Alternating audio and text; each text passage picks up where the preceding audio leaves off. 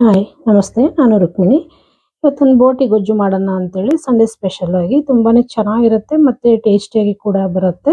ರೊಟ್ಟಿಗಾಗ್ಬೋದು, ಚಪಾತಿಗಾಗ್ಬೋದು, ಇಲ್ಲ side dish ಆಗಿ ಕೂಡ ಮಾಡ್ಕೋಬಹುದು. ಬನ್ನಿ ಹೇಗೆ ಮಾಡೋದು ಅಂತ ನೋಡ್ಕೊಳ್ಳೋಣ. ಮೊದಲಿಗೆ ನೋಡಿ, ನಾನಿಲ್ಲಿ 1 kg ಆಗೋಷ್ಟು ಬೋಟಿ ತಗೊಂಡಿದ್ದೀನಿ. ಇದನ್ನ ತಂದು ನೀಟಾಗಿ ಬಿಸಿನೀರಲ್ಲಿ ಸ್ವಲ್ಪ ಕಾಯಿಸ್ಕೊಂಡು ಚೆನ್ನಾಗಿ ತೊಳ್ಕೊಂಡು ಕಟ್ ಮಾಡಿ ತಗೊಂಡಿದ್ದೀನಿ. ಚೆನ್ನಾಗಿ ತೊಳ್ಕೊಬೇಕು, ನೀಟಾಗಿ ಕ್ಲೀನ್ ಮಾಡ್ಕೋಬೇಕು. ಅದನ್ನ ಮಾಡ್ಕೊಂಡು ನೀರೆಲ್ಲ ಹಿಂಡಿ ತಗೊಂಡಿದ್ದೀನಿ. ನೋಡಿ, ಆದಷ್ಟು ಚೆನ್ನಾಗಿ ತೊಳ್ಕೊಳ್ಳಿ, ಇಲ್ಲಾಂದ್ರೆ ಚೆನ್ನಾಗಿರೋದಿಲ್ಲ ಟೇಸ್ಟು. ಇದು ತೊಳ್ಕೊಂಡು ಚೆನ್ನಾಗಿ ಹಿಂಡಿ ತಗೊಂಡಿದ್ದೀನಿ. ಇದ್ರ ಜೊತೆಗೆ ನಾನಿಲ್ಲಿ ನೋಡಿ ಒಂದು ಸ್ವಲ್ಪ ಒಂದೇ ಒಂದು ಆಲೂಗಡ್ಡೆ, ಆಮೇಲೆ ಸ್ವಲ್ಪ ಕಡಲೆಕಾಳು ತಗೊಂಡಿದ್ದೀನಿ. ಕಡಲೆಕಾಳು ನೆನೆಸ್ಬಿಟ್ಟು ತಗೊಂಡಿದ್ದೀನಿ. ಇಲ್ಲಿ ಬೇಕನ್ನೋರು ಹಾಕೊಬೋದು, ಬೇಡ ಅನ್ನೋರು ಸ್ಕಿಪ್ ಕೂಡ ಮಾಡ್ಕೊಬೋದು. ಇದು ಹಾಕಿದ್ರೆ ಸ್ವಲ್ಪ ಟೇಸ್ಟ್ ಚೆನ್ನಾಗಿರುತ್ತೆ ಅನ್ನೋ ಕಾರಣಕ್ಕಾಗಿ ಇದನ್ನು ತಗೊಂಡಿದ್ದೀನಿ. ಇವಾಗ ಇದನ್ನ ಸೈಡಲ್ಲಿ ಇಟ್ಬಿಟ್ಟು ಒಂದು ಮಸಾಲೆ ಫ್ರೈ ಮಾಡ್ಕೊಳ್ಳೋಣ. ಮಸಾಲೆ ಫ್ರೈ ಮಾಡೋಕ್ಕೋಸ್ಕರ ಬಾಣಲಿ ಇಟ್ಕೊಂಡಿದ್ದೀನಿ ಸ್ಟವ್ ಮೇಲೆ. ಒಂದೇ ಒಂದು ಸ್ಪೂನ್ ಎಣ್ಣೆ ಕೂಡ ಸೇರಿಸ್ಕೊಂಡು, ಎಣ್ಣೆ ಸ್ವಲ್ಪ ಬಿಸಿ ಆಗ್ತಾ ಇದ್ದಂಗೆ ಒಂದು ದಪ್ಪ ಸೈಜಿಂದ ಒಂದು ಈರುಳ್ಳಿನ ಉದ್ದುದ್ದ ಕಟ್ ಮಾಡಿ ನಾನು ಸೇರಿಸ್ಕೊಂಡಿದ್ದೀನಿ. ಜೊತೆಗೆ ಒಂದು 4 ಹಸಿರು ಮೆಣಸಿನ್ಕಾಯಿ, ಆಮೇಲೆ ಒಂದು ದಪ್ಪ ಗೆಡ್ಡೆ ಬೆಳ್ಳುಳ್ಳಿನ ಸಿಪ್ಪೆ ಸುಲಿದು ಸೇರಿಸ್ಕೊಳ್ತಾ ಇದ್ದೀನಿ. ಆಮೇಲೆ 1 ಇಂಚ್ ಆಗೋಷ್ಟು ಶುಂಠಿ, ಆಮೇಲೆ ಸ್ವಲ್ಪ ತೆಂಗಿನಕಾಯಿ. ಜಾಸ್ತಿ ಸೇರ್ಸಕ್ಕೆ ಹೋಗ್ಬೇಡಿ, ತೆಂಗಿನಕಾಯಿ ಆದಷ್ಟು ಕಮ್ಮಿನೇ ಹಾಕಬೇಕು. ಆಮೇಲೆ 1 ಸ್ಪೂನ್ ಆಗೋಷ್ಟು ಹುರ್ಗಡ್ಲೆ, ಸ್ವಲ್ಪ ಅರ್ಧ ಸ್ಪೂನ್ ಕಾಳು ಮೆಣಸು, ಆಮೇಲೆ ಚಕ್ಕೆ ಲವಂಗ ಇಷ್ಟನ್ನು ಸೇರಿಸ್ಕೊಂಡಿನಿ. ನೋಡಿ, ಇಷ್ಟನ್ನು ಸೇರಿಸ್ಕೊಂಡು ಇದನ್ನ ಸ್ವಲ್ಪ ಫ್ರೈ ಮಾಡ್ಕೊಳ್ಳೋಣ. ಸ್ವಲ್ಪ ಗಂಧು ಬಣ್ಣ ಬರೋವರೆಗೂ ಇದನ್ನ ಫ್ರೈ ಮಾಡ್ಕೋಬೇಕು. ನಾನಿಲ್ಲಿ ಸ್ವಲ್ಪ ಗಸಗಸೆನ ಮಿಸ್ ಮಾಡಿದ್ದೆ, ಹಾಗಾಗಿ ಒಂದು ಅರ್ಧ ಸ್ಪೂನ್ ಆಗೋಷ್ಟು ನಾನಿಲ್ಲಿ ಗಸಗಸೆ ಕೂಡ ಸೇರಿಸ್ಕೊಳ್ತೀನಿ. ಸೇರಿಸ್ಕೊಂಡು ಇದನ್ನು ಕೂಡ ಹಾಕೊಂಡು ಚೆನ್ನಾಗಿ ಫ್ರೈ ಮಾಡ್ಕೊಳ್ಳೋಣ. ಮಿಸ್ ಮಾಡಿದ್ದೆ ಗಸಗಸೆ, ಹಾಗಾಗಿ ಈಗ ಸೇರಿಸ್ಕೊಳ್ತಾ ಇದ್ದೀನಿ. ನೋಡಿ, ಇಷ್ಟನ್ನು ಕಂದು ಬಣ್ಣ ಬರೋವರೆಗೂ ಮೀಡಿಯಂ ಫ್ಲೇಮಲ್ಲೇ ಇಟ್ಕೊಂಡು ಚೆನ್ನಾಗಿ ಫ್ರೈ ಮಾಡ್ಕೊಳ್ಳೋಣ. ಇದು ಕಲರ್ ಎಲ್ಲ ಸ್ವಲ್ಪ ಚೇಂಜ್ ಆಗಬೇಕು. ನೋಡಿ, ಇವಾಗ ಕಲರ್ ಕೂಡ ಚೇಂಜ್ ಆಗಿದೆ. ಇಷ್ಟ ಆದರೆ ಸಾಕು, ಜಾಸ್ತಿ ಫ್ರೈ ಮಾಡೋ ಅವಶ್ಯಕತೆ ಏನಿಲ್ಲ. ಮೀಡಿಯಂ ಫ್ಲೇಮಲ್ಲೇ ಇಟ್ಕೊಂಡಿದ್ದು ಫ್ರೈ ಮಾಡಿದ್ದೀನಿ. ಇವಾಗ ನೋಡಿ, ಮೀಡಿಯಂ ಸೈಜು 1 ಟೊಮೊಟೊ ಹಣ್ಣು, ಆಮೇಲೆ ಸ್ವಲ್ಪ ಪುದೀನ, ಆಮೇಲೆ ಸ್ವಲ್ಪ ಕೊತ್ತಂಬರಿ ಸೊಪ್ಪು ಇಷ್ಟನ್ನು ಹಾಕ್ಕೊಂಡು ಇನ್ನೊಂದು ನಿಮಿಷಗಳ ಕಾಲ ನಾವು ಇದನ್ನ ನೀಟಾಗಿ ಮಿಕ್ಸ್ ಮಾಡ್ಕೊಳ್ಳೋಣ. ಜಾಸ್ತಿ ಫ್ರೈ ಮಾಡ್ಕೊಳ್ಳೋದೇನು ಬೇಡ. ಇದನ್ನ ಸ್ವಲ್ಪ ಮಿಕ್ಸ್ ಮಾಡಿಕೊಂಡು 1 ನಿಮಿಷಗಳ ಕಾಲ ಫ್ರೈ ಮಾಡಿಕೊಂಡು ತಗೊಳ್ತೀನಿ. ಫ್ರೈ ಮಾಡ್ಕೊಂಡಿದ್ದಾದ್ಮೇಲೆ ನಾನು ಇದನ್ನ ತಣ್ಣಗೆ ಬಿಟ್ಬಿಟ್ಟು ಆಮೇಲೆ ಮಿಕ್ಸಿ ಜಾರ್ಗೆ ಹಾಕ್ಕೊಂಡು ಇದನ್ನ ರುಬ್ಕೊಳ್ಳೋಣ. ನೋಡಿ, ಫ್ರೈ ಆಗಿದೆ. ಇವಾಗ ಇಷ್ಟ ಆದರೆ ಸಾಕು. ಇವಾಗ ಸ್ಟವ್ ಆಫ್ ಮಾಡಿ ಇದನ್ನ ಒಂದು 10 ನಿಮಿಷ ತಣ್ಣಗಾಗಿ ಬಿಟ್ಬಿಡ್ತೀನಿ. ತಣ್ಣಗಾದ್ಮೇಲೆ ರುಬ್ಕೊಳ್ಳೋಣ. ನೋಡಿ, ಆಗಿದೆ ಇದು. ಇವಾಗ ನೋಡಿ, 10 ನಿಮಿಷ ಆದ್ಮೇಲೆ ತೋರಿಸ್ತಾ ಇದ್ದೀನಿ. ಒಂದು ಮಿಕ್ಸಿ ಜಾರ್ ತಗೊಂಡಿನಿ. ಮಿಕ್ಸಿ ಜಾರಿಗೆ ನಾನು ಇಲ್ಲಿ ಫ್ರೈ ಮಾಡಿ ಇಟ್ಕೊಂಡಿದ್ವಲ್ಲ ಅಷ್ಟು ಮಸಾಲೆಗಳನ್ನ ಸೇರಿಸ್ಕೊಳ್ಳೋಣ. ಸೇರಿಸ್ಕೊಂಡು ಇದ್ರ ಜೊತೆಗೆ ನಾನು ಸ್ವಲ್ಪ ಖಾರ ಪುಡಿನೂ ಸೇರಿಸ್ಕೊಳ್ತೀನಿ. ಬೇರೆ ಏನು ಮಸಾಲೆಗಳನ್ನ ಜಾಸ್ತಿ ಯೂಸ್ ಮಾಡ್ತಿಲ್ಲ. ನೋಡಿ, ಇವಾಗ 1.5 ಸ್ಪೂನ್ ಆಗೋಷ್ಟು ಖಾರ ಪುಡಿ ಯೂಸ್ ಮಾಡ್ತಾ ಇದ್ದೀನಿ. ಜೊತೆಗೆ 2 ಸ್ಪೂನ್ ಆಗೋಷ್ಟು ಧನಿಯಾ ಪೌಡ್ರ್ ಕೂಡ ಹಾಕ್ಕೊಳ್ತಾ ಇದ್ದೀನಿ. ಆಮೇಲೆ ಸ್ವಲ್ಪ ಅರಿಶಿನ ಪುಡಿ ಕೂಡ ಸೇರಿಸ್ಕೊಳ್ತೀನಿ.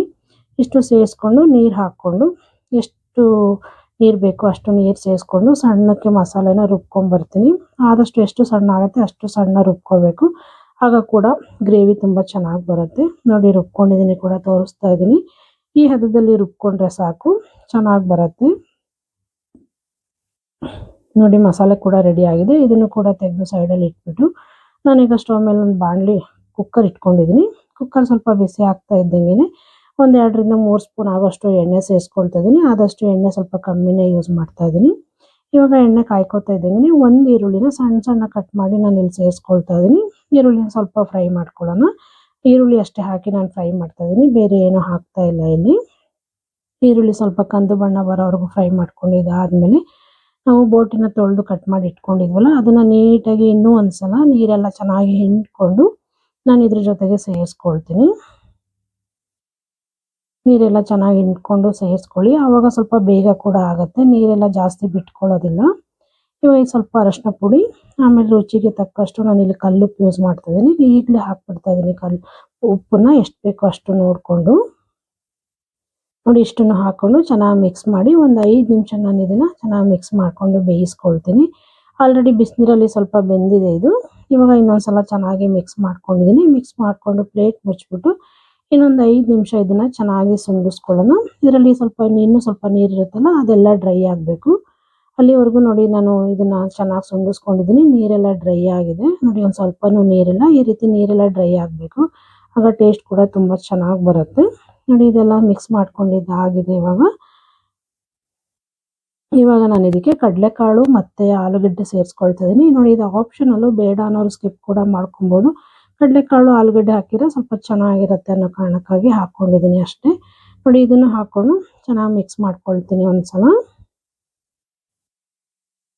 ನೀಟಾಗಿ ಮಿಕ್ಸ್ ಮಾಡ್ಕೊಂಡಿದ್ದಾದ್ಮೇಲೆ ನಾನು ಇಲ್ಲಿ ನೋಡಿ ಒಂದು ಅರ್ಧ ಸ್ಪೂನ್ ಆಗೋಷ್ಟು ಗರಂ ಮಸಾಲ ಯೂಸ್ ಮಾಡ್ತಿದ್ದೀನಿ. ಜಾಸ್ತಿ ಯೂಸ್ ಮಾಡೋಕ್ಕೆ ಹೋಗಬೇಡಿ. ನಾನು ಯಾಕೆಂದರೆ ಚಕ್ಕೆ ಲವಂಗ ಎಲ್ಲ ಹಾಕಿರೋದ್ರಿಂದ, ಗಸಗಸೆ ಎಲ್ಲ ಹಾಕಿರೋದ್ರಿಂದ ಗರಂ ಮಸಾಲ ಒಂದು ಅರ್ಧ ಸ್ಪೂನ್, ಚಿಕ್ಕ ಸ್ಪೂನಲ್ಲಿ ಒಂದು ಅರ್ಧ ಸ್ಪೂನ್ ಹಾಕ್ಕೊಂಡ್ರೆ ಸಾಕು.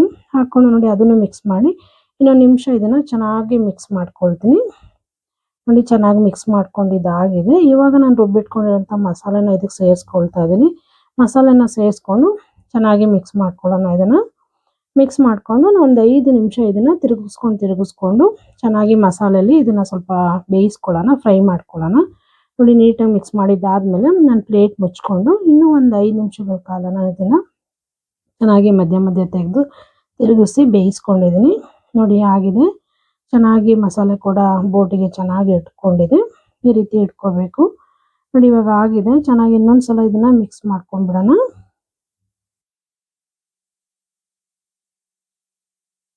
ಮಿಕ್ಸ್ ಮಾಡಿಕೊಂಡು ಇವಾಗ ನಾನು ಜಾರ್ ತೊಳೆದಿದ್ದು ನೀರು ಸ್ವಲ್ಪ ಸೇರಿಸ್ಕೊಳ್ತಿದ್ದೀನಿ. ಜೊತೆಗೆ ಇನ್ನೊಂದು ಸ್ವಲ್ಪ ನೀರು ಸೇರಿಸ್ಕೊಳ್ತೀನಿ. ಜಾಸ್ತಿ ಸೇರಿಸೋ ಅವಶ್ಯಕತೆ ಇಲ್ಲ, ಯಾಕಂದರೆ ನಾವಿಲ್ಲಿ ಸಾಂಬಾರು ಮಾಡ್ತಾ ಇಲ್ಲ, ಗ್ರೇವಿ ಮಾಡ್ತಾ ಇರೋದ್ರಿಂದ ಸ್ವಲ್ಪ ತಿನ್ನಾಗಿ ಇರಬೇಕು. ಹಾಗಾಗಿ ಸ್ವಲ್ಪ ಕೊತ್ತಂಬರಿ ಸೊಪ್ಪು ಫೈನಲಾಗಿ ಉದುರಿಸ್ಕೊಂಡು ಇವಾಗ ನೋಡಿ ನೀಟಾಗಿ ಒಂದ್ಸಲ ಮಿಕ್ಸ್ ಮಾಡ್ಕೊಳ್ತಾ ಇದ್ದೀನಿ. ನೀಟಾಗಿ ಮಿಕ್ಸ್ ಮಾಡ್ಕೊಂಡಿದ್ದಾದಮೇಲೆ ಆಲ್ರೆಡಿ ಉಪ್ಪೆಲ್ಲ ನಾನು ಸೇರಿಸ್ಕೊಂಡಿದ್ದೀನಿ. ಈಗೇನು ಸೇರಿಸೋ ಅವಶ್ಯಕತೆ ಇಲ್ಲ. ನೋಡಿ ಇಷ್ಟೇ ಇದು. ಫೈನಲ್ ಆಗಿ ನೀಟಾಗಿ ಮಿಕ್ಸ್ ಮಾಡ್ಕೊಂಡಿದ್ದಾದ್ಮೇಲೆ ನೋಡಿ ತೋರಿಸ್ತಾ ಇದ್ದೀನಿ. ಲಿಡ್ ಮುಚ್ಚಿಬಿಟ್ಟು ನಾನು ಒಂದು 3 ವಿಷಲ್ ಕೂಗಿಸ್ಕೊಳ್ತೀನಿ. ಜಾಸ್ತಿ ಏನು ಬೇಡ ಕೂಗಿಸ್ಕೊಳ್ಳೋದು. 3 ವಿಷಲ್ ಕೂಗಿಸ್ಕೊಂಡ್ರೆ ಸಾಕು. ಬೋಟಿ ಗೊಜ್ಜು ಸೂಪರಾಗಿ ರೆಡಿ ಆಗುತ್ತೆ. ಅದೇ ಲಿಡ್ ಮುಚ್ಚಿಬಿಟ್ಟು 3 ವಿಷಲ್ ಕೂಗಿಸಿ ತಣ್ಣಗಾದ್ಮೇಲೆ ನಾನು ತೆಗೆದು ತೋರಿಸ್ತೀನಿ. ನೋಡಿ 3 ವಿಷಲಾಗಿ ಕೂಲ್ ಆಗಿದೆ ಕುಕ್ಕರ್ ಕೂಡ. ನಾನು ಇವಾಗ ತೆಗೆದು ತೋರಿಸ್ತಾ ಇದ್ದೀನಿ. ನೋಡಿ ಎಷ್ಟು ಸೂಪರಾಗಿ ಬಂದಿದೆ ಅಂದರೆ ತುಂಬ ಚೆನ್ನಾಗಿ ಬಂದಿದೆ ಬೋಟಿ ಗೊಜ್ಜು. ಅನ್ನಕ್ಕಾಗ್ಬೋದು, ಚಪಾತಿಗೆ, ರೊಟ್ಟಿಗೆ, ದೋಸೆಗೆ, ಇಡ್ಲಿಗೆ ಯಾವುದೇ ಬೇಕಾದರೂ ಆಗಿ ಕಾಂಬಿನೇಷನ್ ಆಗಿ ಮಾಡ್ಕೋಬೋದು. ತುಂಬಾ ಚೆನ್ನಾಗಿರುತ್ತೆ. ನೋಡಿ ಸಿಂಪಲಾಗಿ ಕಡಿಮೆ ಸಮಯದಲ್ಲಿ ತುಂಬ ಈಸಿಯಾಗಿ ಮತ್ತು ತುಂಬ ಟೇಸ್ಟಿಯಾಗಿ ಬೋಟಿ ಗೊಜ್ಜು ಹೇಗೆ ಮಾಡೋದು ಅಂತ ತೋರಿಸಿದ್ದೀನಿ. ಸರ್ವ್ ಮಾಡಿ ತೋರಿಸ್ತಾ ಇದ್ದೀನಿ. ನೋಡಿ ಇಷ್ಟ ಇದು. ಈ ಬೋಟಿ ಗೊಜ್ಜು ನಿಮಗೆಲ್ಲ ಇಷ್ಟ ಆಯಿತು ಅಂದ್ಕೊಳ್ತೀನಿ. ಇಷ್ಟ ಆದರೆ ಲೈಕ್ ಮಾಡಿ, ಶೇರ್ ಮಾಡಿ, ಸಬ್ಸ್ಕ್ರೈಬ್ ಮಾಡ್ಕೊಳ್ಳಿ. ಹಾಗೆ ಪಕ್ಕದಲ್ಲಿರೋ ಬೆಲ್ ಐಕಾನ್ ಕೂಡ ಕ್ಲಿಕ್ ಮಾಡಿ ಅಂತ ಕೇಳ್ಕೊಳ್ತೀನಿ. Thank you friends. Thank you for watching my video. ಹೀಗೆ ನೋಡ್ತಾ ಇರಿ, ಸಪೋರ್ಟ್ ಮಾಡ್ತಾ ಇರಿ ಫ್ರೆಂಡ್ಸ್. Thank you.